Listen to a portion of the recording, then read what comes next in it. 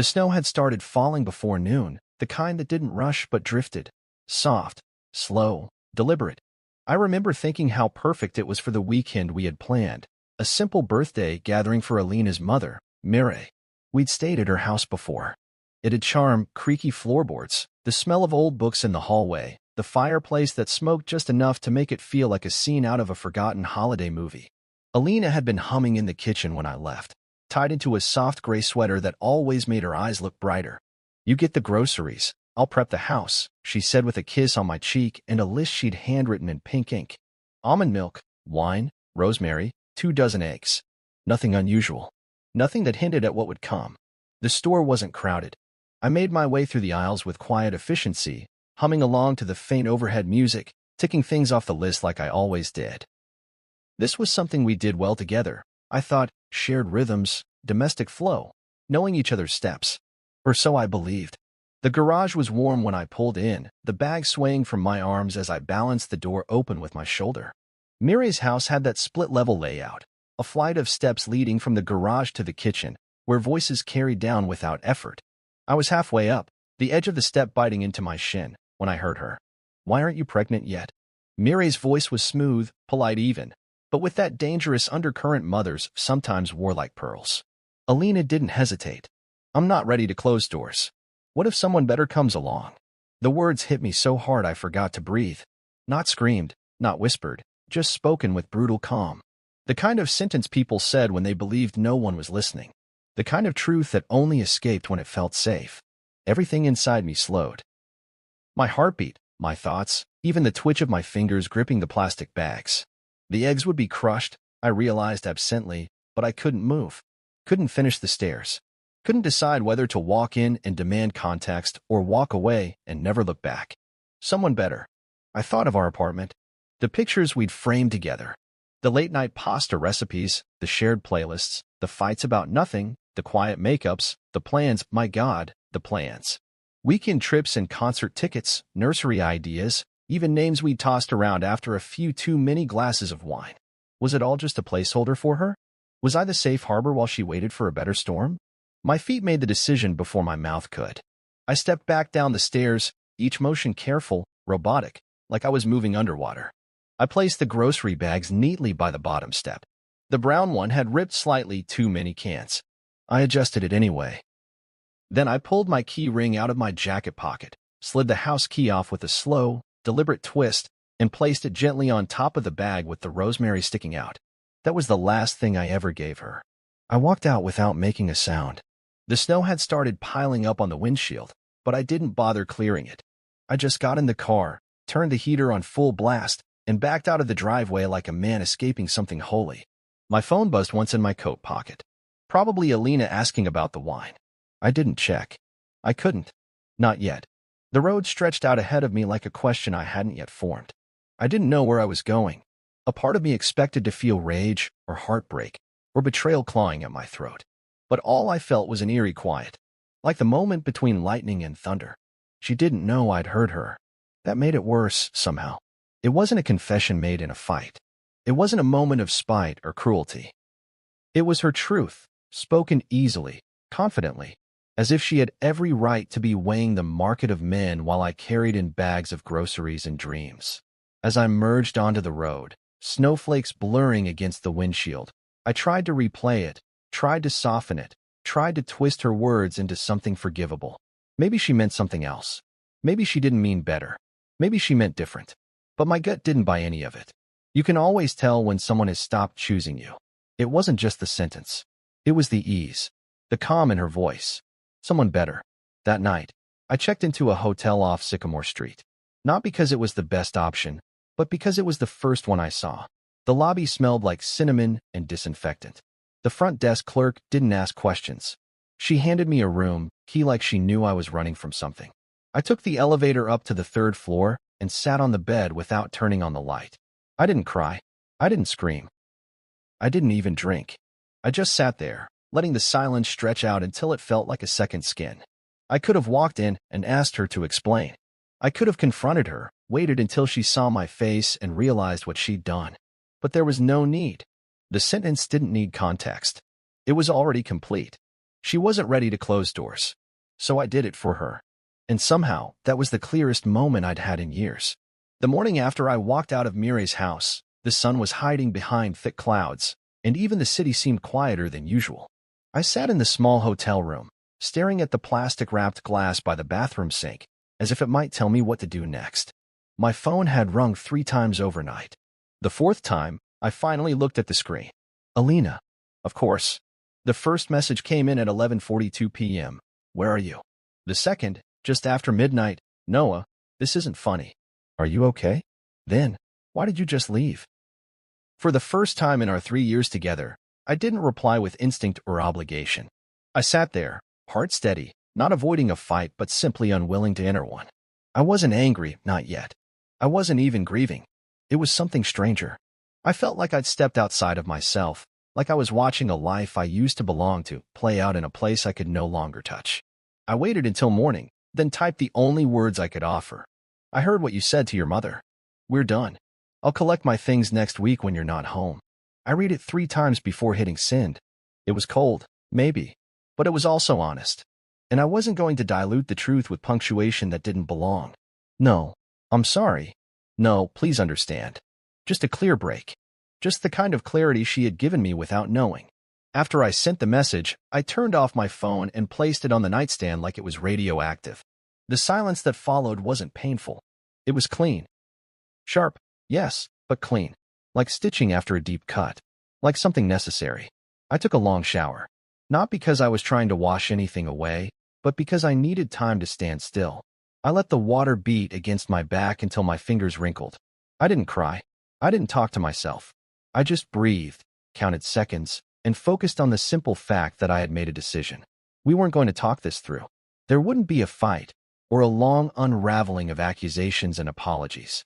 There wouldn't be one of those half-hearted reconciliations you start doubting the minute they happen. No, I had walked out in silence, and now I would finish the goodbye the same way. Later, I went for a walk downtown, just to get out of the room. I passed a coffee shop where we'd once sat and made plans for a summer road trip. I crossed a bookstore we'd wandered through after a brunch one rainy Sunday. But now the memories felt oddly muted. Like they belonged to a version of myself that no longer existed. The world was still turning, but I wasn't standing in the same place anymore. People always talk about breakups like they're loud, screaming, slamming doors, dramatic exits. But sometimes, they're just quiet. A realization. A pause. A breath. One moment you're in it, and the next, you're looking at it from the outside, realizing you've already left. At lunch, I sat alone at a corner booth in a diner with bad lighting and decent coffee. I watched an elderly couple share pancakes. No words between them, just glances, forks trading food, napkins passed back and forth. I wondered if they had ever sat through something like this. If they had ever heard someone say something so irreversible that it rewrote the rules of their life. I didn't feel envious, just curious. I thought about our first year. The late-night grocery runs. Alina's laugh when I tried, and failed, to make her mom's lasagna. The way she used to fall asleep with her head on my chest, tracing my collarbone with her fingertip. There had been love. Real, flawed, imperfect love. But now I wondered if I loved her more for who I thought she might become than for who she actually was.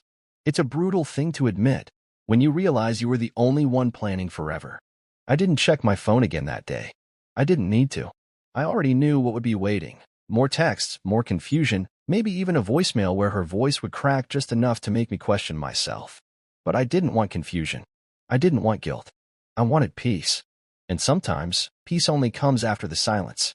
The next morning, I met with a real estate friend, someone I'd helped years ago when they were between jobs. They found me a temporary rental, a furnished one-bedroom not far from my old office. Nothing fancy, but clean, neutral, blank enough for me to breathe. That night, I lay on the unfamiliar couch, staring at the ceiling fan as it spun above me, and thought about how endings are never as explosive as we expect. Sometimes they arrive like a sentence overheard on a staircase. Sometimes they sound like your name spoken by someone who no longer believes in it. Alina's silence followed, then the excuses. When I finally turned my phone back on 2 days later, it was full of them. I didn't mean it like that. My mom pressures me all the time. I was trying to say I'm scared. You misunderstood. But I didn't reply. I didn't want her to clarify or repackage the wound. I didn't want her to make it sound prettier. I'd heard the truth once, pure, unscripted, and that was enough. That was everything. I think that's what people miss when they chase closure. They think it comes from explanations, from dramatic conversations that untangle the pain. But sometimes closure isn't something you get. Sometimes it's something you choose. And I chose it on that staircase. Not when she saw me. Not when she apologized. But the moment I realized I didn't want to stay where I was only tolerated. I wanted to be chosen, not kept. So I packed my peace, took my silence, and left behind a future that had never truly included me. And for the first time in years, I slept. Not perfectly, not without dreams, but without regret. It wasn't in my plan to call Elise. In fact, I had no plan at all. I hadn't thought that far ahead. I was living in reaction mode, hour by hour, not day by day. I had told Alina I'd come back when she wasn't home to collect my things. But beyond that, everything else was just a haze I walked through like smoke. I wasn't dodging pain. I was just choosing not to carry it everywhere I went. Still, I needed to know exactly when the house would be empty. I didn't want to see her. I didn't want a confrontation at the threshold, or some teary apology twisted into a plea for understanding. I wanted clean air. Entry, exit, nothing more. That's when I remembered Elise. Elise, with her quiet presence at holidays. Elise, who never said much at dinner but always offered to do the dishes. The one who brought her own trail mix to family cookouts and rolled her eyes when Alina turned everything into a curated Instagram moment. She and I had never been close, not in any real sense, but there had always been a respect between us. An easiness. I never thought I'd need it. But there I was, sitting on the edge of a new bed in a borrowed apartment, debating whether I should reach out. I stared at her name in my contacts for 5 full minutes before I pressed call. Hello. Her voice was lighter than I remembered. Not surprised, just curious. Hey, it's Noah. I hope this isn't weird. There was a pause. Then, not weird at all. I figured you might call. That surprised me. You did. I heard about the groceries. I let out a small, humorless laugh. Yeah, not my finest exit, but I didn't want a scene. You didn't make a scene, she said gently. She did that all on her own. Her tone didn't carry judgment. Just fact. It startled me a little how easily she saw things. No need to dissect or sugarcoat. Just the truth, calmly delivered. I found myself grateful for it in a way I hadn't expected. I need to come by and get my stuff, I said after a moment. I told her I'd do it when she wasn't home, but I don't know her schedule anymore. She's at work Tuesday, Elise said without hesitation. 8 to 6. I can be there, too, if that makes it less awkward. Or safer. Safer. I repeated, surprised. You'd be surprised what people say when they realize they've been left, she replied, then quickly added, not that I think she'd do anything drastic, but you shouldn't be alone in that space. I hadn't realized how much I needed someone to say that until she did. Not because I was afraid of Alina, but because it was the first time someone acknowledged that I didn't have to carry the awkwardness, the tension, the burden of being the one who walked away all by myself. I appreciate that. Really? Elise, I hesitated. She really said things like that before? The kind of thing I overheard? Another pause. Then a sigh. She's always been uncertain. She needs everything to look a certain way, and when it doesn't, she starts narrating her life like she's the only one in it. I always thought you deserved better. The simplicity of her words hit me harder than expected. Deserved better. It was the kind of thing you hear in breakups all the time, but Elise didn't say it like a slogan. She said it like it was something she'd known for a long time and never had a place to say until now. I didn't expect to be here, I admitted. Not like this. Not with her. Not alone. You're not alone, she said. Tuesday. I'll bring coffee. She hung up before I could thank her again. That night, I thought about what it meant to be seen. Not worshipped, not rescued, just seen clearly. Elise didn't offer comfort out of pity. She didn't fill the silence with cheap reassurances. She just acknowledged what was real and offered help. No strings. No subtext. I hadn't felt that in a long time. When Tuesday came, I got to the house a few minutes early. The driveway was empty, which helped settle my nerves. But the moment I stepped into the entryway, something shifted inside me. That house, once familiar, once warm, felt like a set. Furniture still in place, framed memories still clinging to the walls, but everything rang hollow. I moved methodically. Bedroom, closet, drawers. I only took what I came for. Clothes, books, my shaving kit, some chargers. I didn't touch anything we'd bought together. Not the throw pillows, not the antique lamp she once insisted we haul back from Vermont. I left the framed photos, the gifts, the notes. All of it. I didn't want to carry anything that still smelled like her. Elise arrived just as I was zipping the last duffel bag. Still standing, she said softly, offering a paper cup of coffee with a crooked smile. Barely, I replied with a grin that surprised even me. We didn't linger. We locked the door, loaded the car, and drove to a little diner on the edge of town. It was halfway between breakfast and lunch, so we split an omelet and a short stack of pancakes. We talked about simple things, movies, hikes, the smell of coffee beans in the morning. It wasn't forced. It wasn't heavy. It was human. When the check came, I reached for it. Elise placed her hand over mine. My treat. You've had enough taken from you this week. It wasn't the gesture that got me. It was the quiet certainty in her eyes, the way she saw the weight I was carrying and chose, in her own small way, to make it lighter. We didn't talk about Alina after that. Not directly. And that silence wasn't avoidance. It was respect. Elise had shown up. Not for drama. Not to pick sides.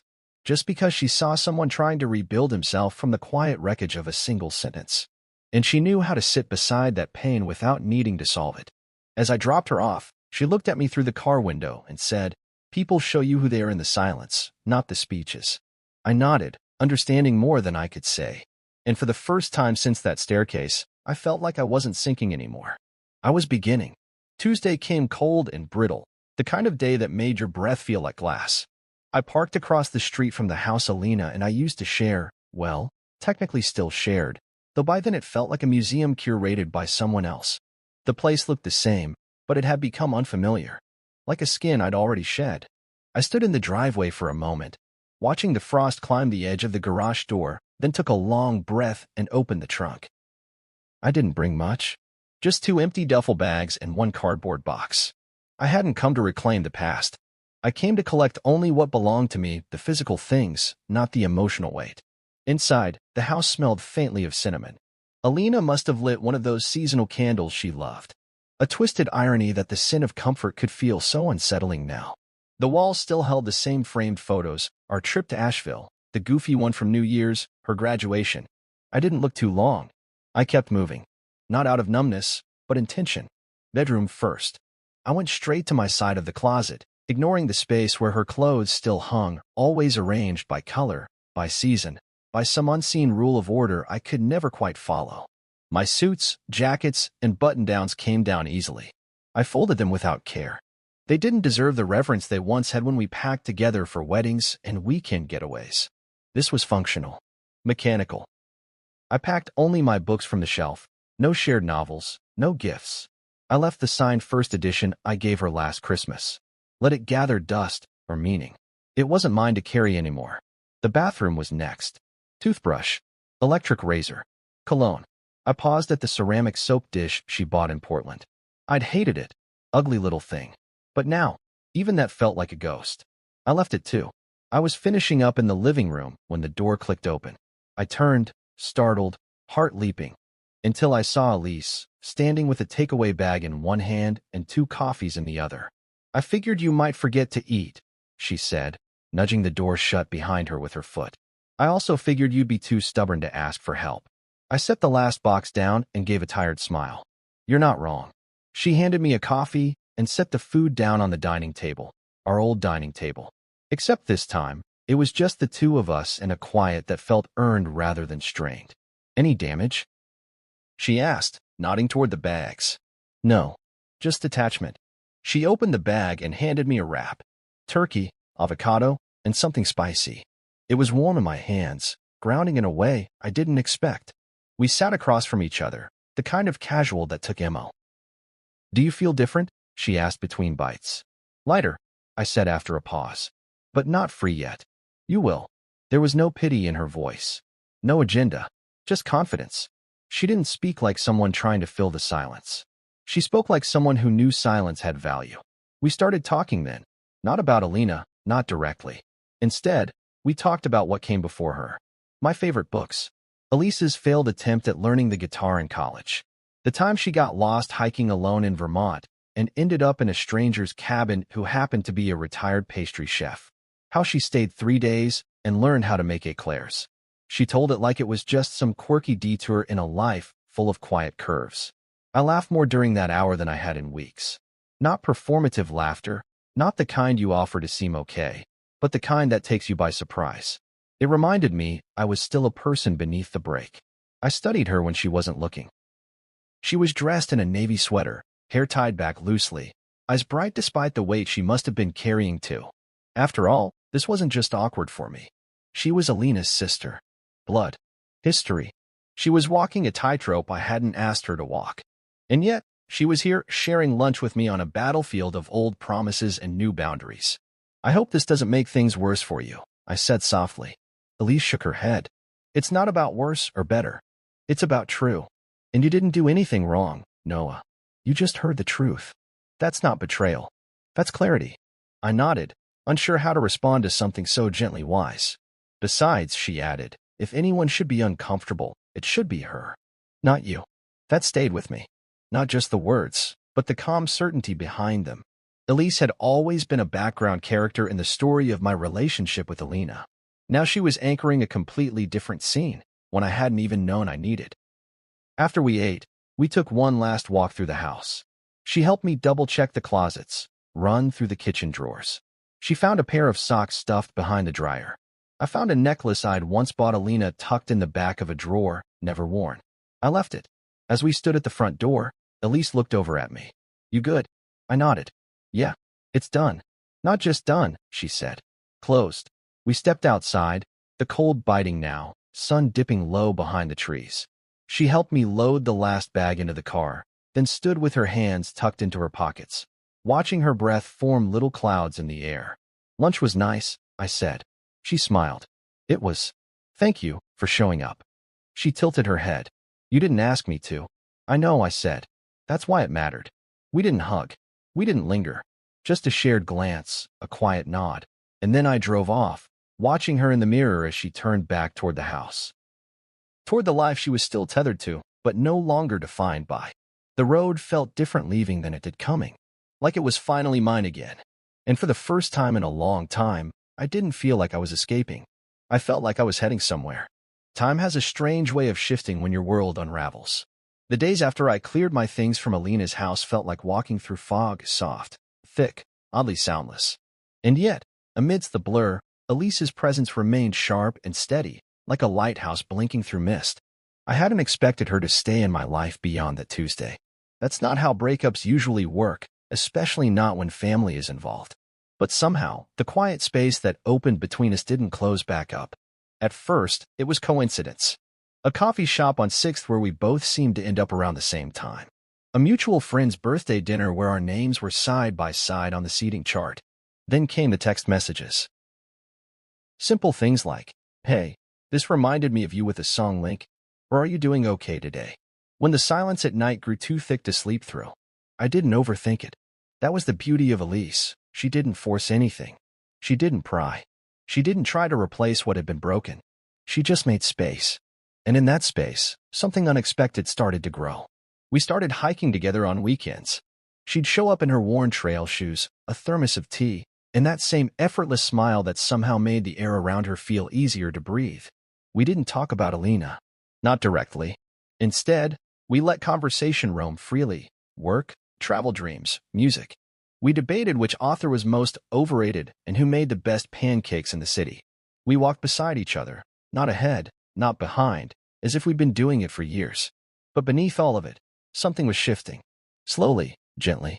It wasn't lust. It wasn't distraction. It was something steadier than that. I started to realize that I didn't just look forward to seeing Elise. I needed to. Not because I was broken, but because with her, I didn't have to pretend that I wasn't. Meanwhile, Alina's messages didn't stop. At first they were angry, then pleading, then self-pitying. I didn't mean what I said. You took it out of context. You were supposed to fight for us. It was just one moment. Why throw away everything for one moment? But it wasn't one moment. That sentence, that crack in the dam, had only exposed the truth I'd been pretending not to see for months. Her hesitation, her subtle contempt for the life we were building. She wanted options. She wanted out without saying it outright. She wanted to preserve her image while keeping me on standby. What she hadn't expected was that I'd walk away quietly. Even Mireille, Her mother reached out. One Sunday afternoon, I got a call I didn't recognize and picked it up without thinking. "Noah," she said, "it's Mireille. I wanted to speak to you." I didn't know what I was supposed to say, so I didn't say anything at first. "She's devastated," Mireille continued. "She made a mistake. She said something she didn't mean. You caught her in a bad moment." I exhaled slowly, then said, "She was honest when she thought no one could hear her. That's what I believe." There was silence on the other end. "I didn't raise her to be careless with people," she said eventually, her voice small. I didn't correct her. She wasn't calling for comfort. She was calling because the truth had unsettled her too. Maybe she heard herself in Alina's voice. Maybe not. I never called back. Elise and I bumped into each other again that same week, this time at a bookstore. I had gone in looking for something to take the edge off a restless night. She was already at the poetry section, crouched down, flipping through an old copy of Mary Oliver. "Yes, we both needed a little truth today," she said, not even surprised to see me. "Or distraction," I offered. "Truth is distraction," she replied with a grin. We left the store together, each with a book, and ended up at a corner cafe. It was late afternoon.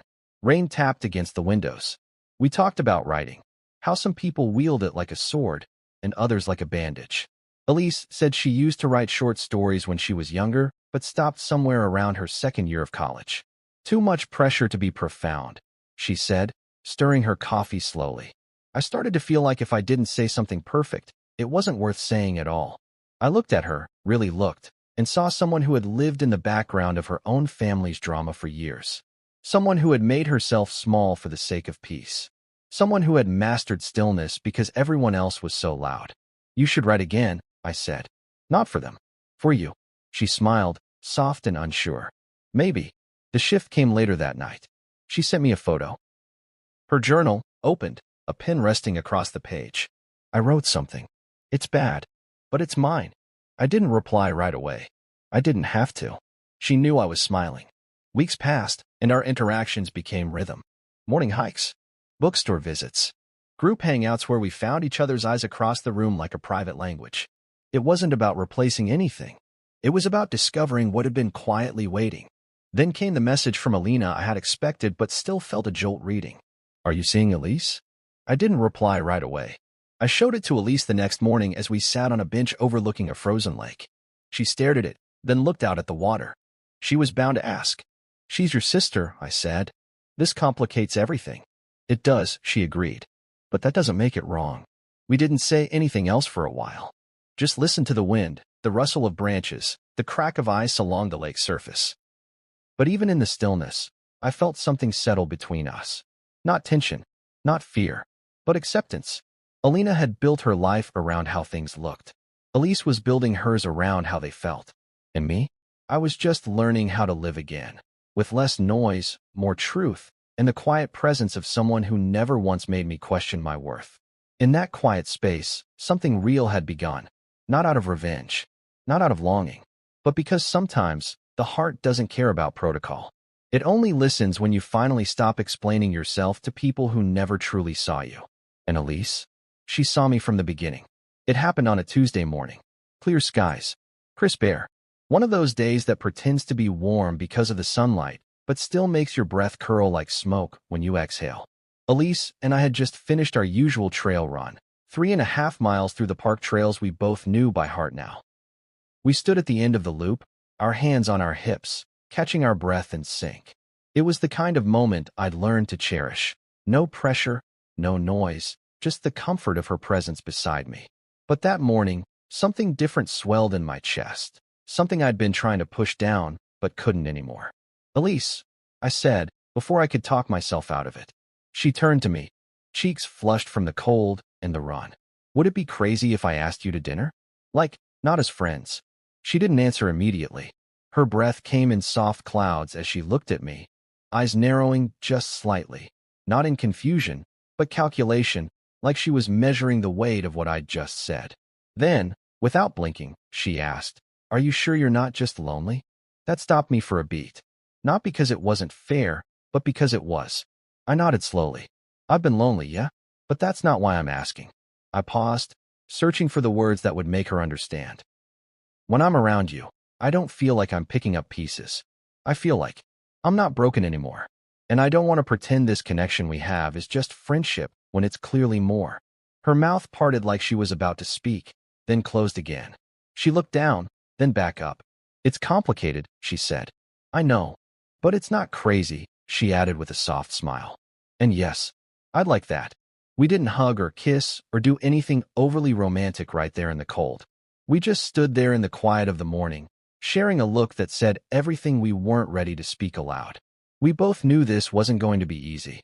Alina's name hung in the background of our every step forward, like an echo waiting to resurface. But sometimes, the truth is more important than the backlash. That Saturday, we had our first real dinner. Not a casual lunch, not a shared muffin on a park bench, but a dinner that we both knew meant something. We met at a small Italian place tucked between a florist and a used record store. Elise wore a dark green dress, the kind that made her look elegant without trying. I hadn't seen her in anything but jeans and jackets before, and the sight of her made something shift in me again, an ache, a hope, a deep recognition of just how far we'd both come. We talked. We laughed. And unlike every dinner I ever had with Alina, I didn't feel like I was auditioning. I didn't have to earn space at the table or choose my words carefully to avoid offense. Elise listened. She asked questions. She remembered details. And she shared, vulnerably, openly. I used to think I was invisible in my own family, she said over her glass of wine. Alina was always the star. The one with the perfect hair, the ambitious plans, the polished answers. I never hated her for it. I just learned how to stay quiet.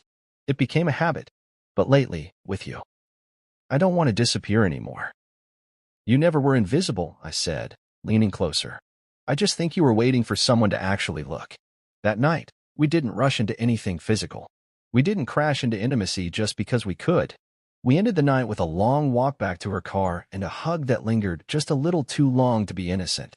She rested her forehead against my chest for a second, and I wrapped my arms around her like I'd been doing it for years. There was no urgency, only certainty. The next few weeks unfolded in the same quiet rhythm. We weren't flaunting anything, but we weren't hiding either. We saw each other often, sometimes in public, sometimes on our couch, where we watched old movies with shared blankets and mismatched mugs of tea. We talked about music and hiking trails and the best pizza place within 20 miles. And slowly, the distance between us disappeared. But outside of our small cocoon, the tension was building. Alina hadn't found out yet, not officially. But there were signs that the whispers were starting. A cousin made a vague comment on Elise's Instagram. A friend of a friend asked me if the rumors were true. We ignored them at first, but we both knew it was only a matter of time. One afternoon, Elise sat across from me on her balcony, legs curled under her, hair braided loosely over her shoulder. She looked tired. Not of me, just of the storm we both saw forming in the distance. Do you think we're doing something wrong? She asked softly. I shook my head. No, I think we're doing something real. And sometimes, people confuse the two. But she's my sister. I know, I said. And that makes this hard. But it doesn't make it wrong. We didn't plan this. We didn't lie or sneak around. This happened after the end. Not before. And you and I both know there's a difference. She nodded slowly, the wind brushing a few strands of hair across her cheek. I just don't want to be the reason everything falls apart. You're not the reason anything fell apart, I said. She made her choice. And I made mine after hearing it. Elise reached for my hand then, lacing her fingers with mine, grounding herself. So what now? Now, I said, we stop worrying about what everyone else thinks and just keep being honest, with each other and with ourselves. And so we did. We kept walking forward, not perfectly, not without fear, but with a kind of bravery that came from knowing that what we had wasn't born from betrayal. It was born from something cleaner, truth meeting timing, respect meeting care. That week, I realized something important. Love doesn't always arrive in the way you planned. It doesn't always come wrapped in the person you first chose. Sometimes, it shows up later, unexpectedly, gently, and exactly when you've finally made enough space to recognize it. Elise wasn't my rebound. She wasn't a reaction to the pain. She was the quiet answer to a question I hadn't known I was asking. And this time, I wasn't going to flinch. We had 3 weeks of peace. Quiet mornings filled with shared playlists, trail runs, and slow afternoons spent browsing bookstores or cooking dinner together in Elise's small kitchen. It didn't feel forbidden, it felt deserved. Like the universe had finally handed me something that made sense. But life has a way of balancing moments like that with their opposites. And the storm arrived exactly as we knew it would. Loud, messy, and impossible to ignore. It started with a phone call I didn't answer. Then a voicemail I didn't need to listen to. I knew the tone even before I played it. And finally, a text, the kind that burned through the screen. You're dating my sister? My sister. No punctuation, just fury. Raw and unedited. It didn't shock me. What had surprised me was how calm I felt reading it. I took a breath, opened the thread, and typed. Yes, and it has nothing to do with you anymore. I hit send before I could second-guess the bluntness. Because it was true. Elise wasn't part of some revenge fantasy. She wasn't a placeholder for healing. She was someone I had come to admire and respect on her own terms, separate from the wreckage Alina left behind. I had nothing to apologize for. But Alina didn't want understanding. She wanted a war. Calls came next, 2 in a row, then 3. I didn't answer. The texts escalated. Accusations layered over guilt. You're sick. You ruined our family. You were always pathetic. Now you're pathetic and desperate. Do you know what you've done to me? What I'd done? I stood frozen with my phone in hand, reading the venom she poured like wine, and all I could think was how different it felt to be spoken to by someone who once claimed to love me. This wasn't pain. It was control unraveling. She hadn't been rejected. She'd been seen, and that's what hurt her most. I texted Elise that evening. She knows. Elise called right away. Her voice was steady but quiet. She called me too, she said. What did she say? She cried. Then she screamed. Then she called me disgusting. I closed my eyes. I'm sorry, Elise. Don't be, she said. She's trying to make this about her, like she always does. But I won't let her rewrite this story. Her voice cracked a little on that last sentence, and I knew that underneath her strength was a ripple of pain. It didn't matter how justified we felt. Alina was still her sister. There was history. There were memories. They had secrets and sleepovers and fights and holidays stitched into their bones. And now, all of that was beginning to fray. By the weekend, the family had taken sides. Holiday dinners were postponed. A group chat once filled with memes and birthday plans fell silent. Elise's cousin removed her from a shared Spotify playlist. A petty thing, maybe, but in families like theirs, pettiness was just another language. Mireille called again. Elise didn't answer. I did. She didn't waste time. How could you do this? I didn't steal your daughter, Mireille, I said calmly. She chose me, just like I chose her. And after the way Alina treated me, after what she said, you don't get to ask that question with moral authority. She made a mistake, she hissed. A sentence spoken in pressure. No, I said. It wasn't a mistake. It was honesty. And you can't resent someone for leaving after they finally hear the truth. She was quiet for a long moment. Then she said, You've broken this family apart. And with more sadness than anger, I replied, No, it was already broken. We just stopped pretending it wasn't. When I hung up, I stared at the wall for a while. Elise arrived 20 minutes later without knocking. She just walked in like she had every right to be there, which she did. They're going to hate me for a long time, she said, dropping her bag by the door. Maybe, I said, crossing the room to her. But not forever. They think I'm selfish. You're not. I chose something that made me happy, even if it cost me. We didn't go out that night. We stayed in, made grilled cheese and tomato soup, curled under a blanket, and watched a documentary about waterfalls. The kind of night no one writes headlines about. But to us, it meant everything. It meant normalcy, safety, truth without performance. And later, when the lights were low and her head rested against my shoulder, Elise whispered, I'm scared.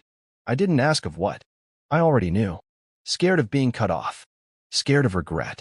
Scared of the version of herself she might become if this was all just a beautiful mistake. But I held her hand tighter and said, Me too. But I'd rather be scared with you than safe without you. We slept like that, entwined not by desire, but by understanding. The following week, Elise received a letter in the mail. A real one, in a cream envelope.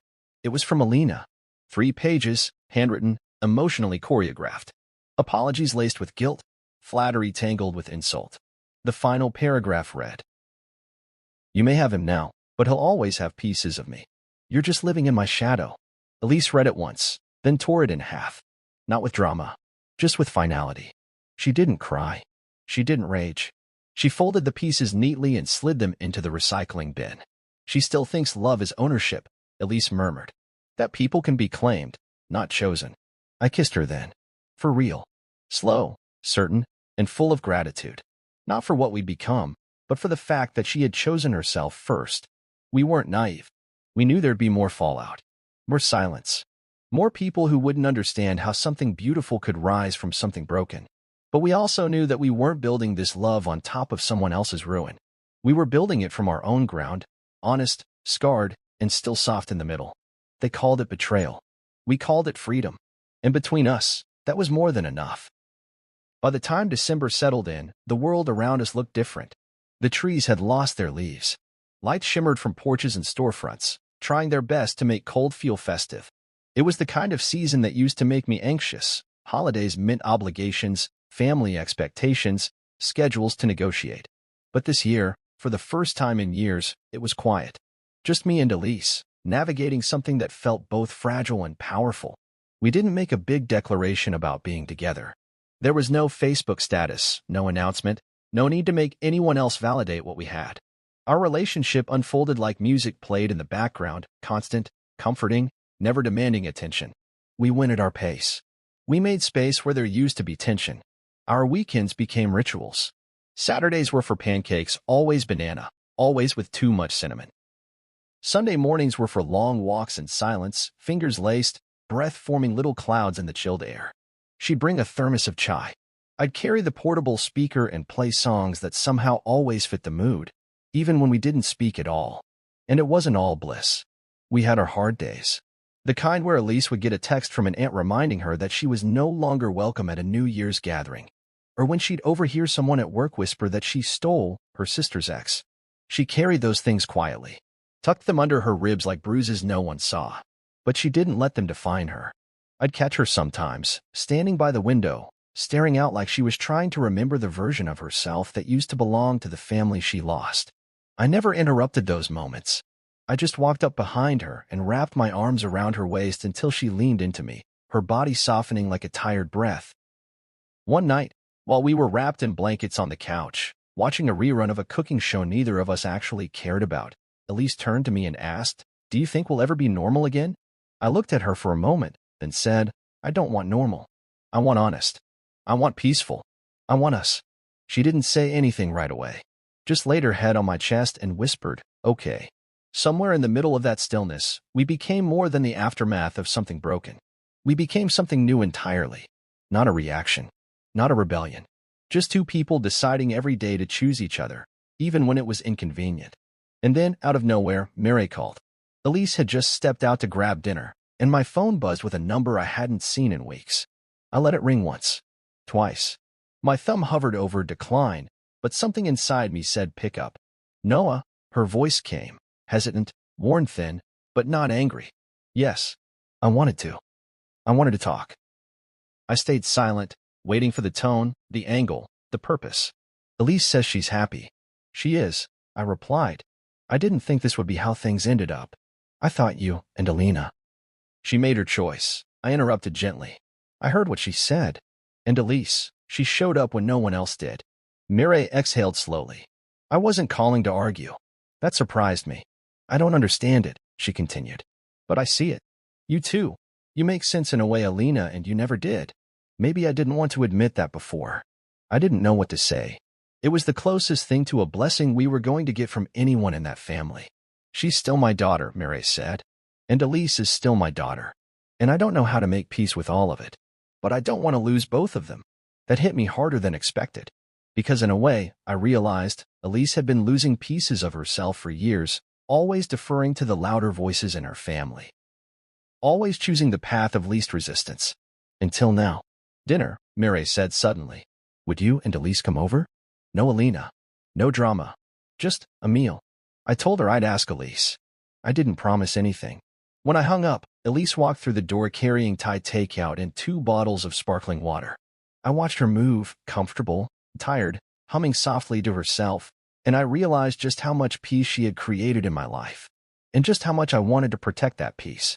"Mary called," I said. She froze for a second. What did she say? "She wants to have us over for dinner." Elise blinked, caught off guard. "Seriously? No Alina. Just her. She said she doesn't understand us, but she sees it." Elise didn't respond immediately. She sat down on the couch, the bag of takeout still in her lap. I want to say yes, she whispered, but I'm afraid it's a trap. It might be, I said honestly, but it might not be. And maybe it's a way forward. She sat there a moment longer, then nodded. Okay, let's do it. That Saturday, we went. We didn't dress up. We didn't rehearse anything. We just showed up, as we were. Mireille greeted us at the door, her expression careful but not cold. She hugged Elise first, tentatively, and then me. Dinner was awkward at first. Small talk clung to the air like dust. But gradually, something shifted. Mireille asked about our favorite hikes. Elise talked about the poetry class she'd signed up for. I mentioned a new work project.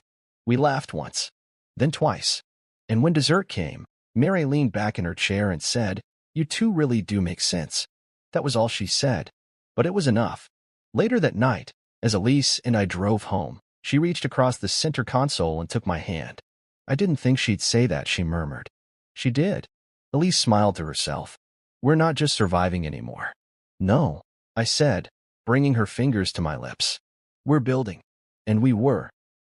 Not loudly, not perfectly, but fully, day by day, decision by decision, turning what once was pain into something that felt suspiciously like hope. Because rewriting the future doesn't always require a grand gesture. Sometimes it starts with a simple dinner, and the willingness to be seen, even when it's uncomfortable. It was a Thursday evening when we found out. Elise and I were curled up on the couch, half watching some poorly written romantic comedy, the kind where every line is predictable but still makes you smile. She was sketching something in the little brown notebook she carried everywhere, and I was mindlessly scrolling through my phone, one leg stretched out, the other resting against her thigh. It had become our new version of normal, quiet, warm, effortless. That's when my screen lit up with a message from Mireille. It was a photo. No caption. Just an image. Alina, standing beside a tall guy in a crisp navy suit, holding her left hand up to the camera, her mouth frozen in mid-laugh. A diamond on her finger so large it almost looked cartoonish. The man had his arm wrapped around her waist like he owned her. The background was a rooftop somewhere. I could make out the faint outline of Portland's skyline behind them. I stared at it for a full minute. Elise noticed the shift in my expression and set her notebook down gently. "What is it?" I turned the phone toward her without saying a word. Her eyes scanned the image. She blinked once, then let out the softest exhale. "Well," she said, "there it is." There it was indeed. Alina. Engaged. Smiling. Radiant, even. The kind of photo that people send to relatives to say, "See? I'm fine now. Look what I found." I waited for something in me to twist. Anger, jealousy, bitterness. But nothing came. Just a kind of calm acceptance, like watching a chapter close in a book you'd already put down months ago. "She moved on," I said finally. "Looks like it," Elise murmured, handing the phone back. "Do you think it's real?" I asked. "Or just for show?" She looked at me, her eyes steady. "Does it matter?" I thought about that. Really thought about it. And I realized she was right. It didn't matter. Whether Alina was genuinely happy or just playing a part in a well-filtered fantasy, it had nothing to do with me anymore. I wasn't a supporting character in her story. I was no longer orbiting around her gravitational pull. "She looks happy," I admitted. Elise nodded. "Yeah, she does." I leaned back against the cushions and stared at the ceiling for a moment. "You know what's weird? I don't feel anything." Elise smiled, not mocking, not surprised. "That's not weird. That's healing." I chuckled softly. 3 years with someone, and now I can look at her and feel absolutely nothing. "It means you've finally taken your heart back," she said, resting her head on my shoulder. "And that's the most peaceful kind of revenge." We sat like that for a long while. The movie kept playing, but neither of us was watching. My fingers absent-mindedly traced small circles on her arm. Outside, the wind rustled through the bare trees, and I thought about how strange and beautiful life could be. Alina's engagement photo was more than just an image. It was a final punctuation mark. Proof that the door between us had not only closed but been painted over, the hinges sealed, the knob gone. And the wildest part? I didn't need to knock again. I didn't even want to. Later that week, we had dinner with Mireille again, this time at her place. She made roasted chicken and honey-glazed carrots and even pulled out the fancy dishes she only used on holidays. There was no mention of Alina until dessert, when she handed Elise a folded paper from her coat pocket. "She's getting married in the spring," she said, almost reluctantly. She wanted me to give you this. Elise unfolded the paper. It was a formal invitation. Elegant font. Gold trim. Her name and mine weren't on it. It had been forwarded only because of obligation, not inclusion. She invited me, Elise said, a trace of disbelief in her voice. After everything? She said it's up to you, Mary replied carefully. No pressure. Just a gesture, I think. Elise folded the invitation again and set it aside. I won't be going. Mary didn't argue. She only nodded, slowly, like she'd expected that. The rest of dinner was light, even enjoyable. And for the first time since everything cracked open, I saw a kind of peace in Mary's eyes too. She wasn't thrilled with how things had turned out, but she no longer looked like she was carrying the disappointment like a cross. Maybe she was learning to accept that her daughters had grown up, and that they were choosing paths she hadn't paved. Back at home, Elise kicked off her shoes and slid into bed beside me, curling her body into mine like it was the most natural thing in the world. Do you regret any of this? She asked in the dark. No, I said without hesitation. Do you? She shook her head against my chest. Not even for a second. There was something sacred about that kind of clarity. We hadn't done everything perfectly. We hadn't escaped without bruises. But we had chosen something honest. And that honesty had led us to a place far more stable than the shaky, performative love we'd both once accepted. The dust had settled. Alina had moved on. We had stayed, not clinging to each other out of fear, but walking beside one another out of choice. And when I looked at Elise, her messy hair, the small freckle beneath her left ear, the softness of her laugh even in silence, I realized I had become someone's first choice. For the first time in my life. Not someone to settle for. Not someone to consider until something better comes along. Someone worth choosing. Every single day. That's what healing really looks like, not a dramatic revelation or a burning bridge, but a soft, steady truth. A glance across the room. A quiet Sunday morning. A peace that doesn't need to be proven. And as I fell asleep that night, Elise's hand in mine, I didn't dream of the past. I didn't rewind the old conversations or rewatch the old pain. I dreamt forward for the first time in a long time. Because the dust hadn't just settled. It had cleared. And the view ahead was finally ours. Sometimes I wonder what would have happened if I'd walked in 10 seconds later. If I hadn't stopped on that staircase, hadn't heard her mother ask the question, hadn't caught Alina's answer like a blade in my chest. What if I'd carried the groceries all the way up, placed the bags on the counter, kissed her cheek, and never heard what she truly believed? I probably would have unpacked the lettuce, the wine, the rosemary she wrote in looping letters, and continued pretending. I might have married her, built a life on the careful arrangement of her silence. That thought used to scare me. Now, it just humbles me. Because that staircase didn't just end something. It saved me. I didn't know it then. I couldn't have. All I knew in that moment was that everything I thought I understood about love had just fractured beneath my feet. The woman I had chosen wasn't choosing me, not fully, not clearly. She had a contingency plan in her heart, an exit door she refused to close. I was a temporary placeholder in a life she hadn't decided was good enough. I set the groceries down and walked away. That was the first honest thing I had done in months. But here's what I didn't expect. I didn't expect someone else to walk in through that same door I left behind. I didn't expect Elise. I didn't expect kindness without performance, curiosity without judgment. A quiet companionship that grew not because it was convenient, but because it was true. She didn't try to rescue me. She didn't make me forget what hurt. She just showed up, again and again. Until one day, I realized I didn't have to explain myself anymore. I just had to be myself. And she stayed. Now, months later, I walk up new staircases with her beside me, literal ones, figurative ones. We moved into a small townhouse a few weeks ago. Nothing fancy. White brick. Quiet street. A staircase in the center that leads to the second floor, creaky in just one spot. She teased me about that when we first moved in. Said, don't go freezing on this one. You might miss something beautiful again. We laughed. But there was weight beneath the joke. Because that's the thing about moments, they seem small at the time. But some moments open or close entire lifetimes. That staircase wasn't just a passageway. It was a door I didn't know I needed to walk away from. And on the other side of that door wasn't revenge. It wasn't chaos. It wasn't validation. It was peace. Elise brought home tulips last Tuesday. Yellow ones, slightly wilted, because she said they looked like they'd been through something and still showed up. She put them in a chipped ceramic vase we found at a flea market together. I passed by them this morning and stopped without knowing why. They were imperfect, still standing, still lovely, just like us. Sometimes she still gets quiet when someone mentions Alina. I don't rush to fill the silence. I let her sit in it, knowing it's not regret she's feeling. It's grief for what should have been different. For a sister she still loves, even if that love has nowhere left to go. She mourns the idea of what they could have been, but never us. She never questions us. And me? I no longer carry the weight of wondering what I could have done differently. That's the gift Elise gave me without realizing it. The chance to stop rereading the same painful chapter hoping for a different ending. She didn't come in and write over what happened. She just helped me turn the page. Sometimes, people ask how we met. We don't lie. We just don't give them everything. We say we were friends first, that we reconnected after a hard season, which is true. The rest? That's for us. We started talking about a future that no longer feels like a gamble. Elise wants to start writing again, really writing, not just sketches in a notebook. I'm thinking about proposing a project at work that I've been sitting on for over a year. There's movement again.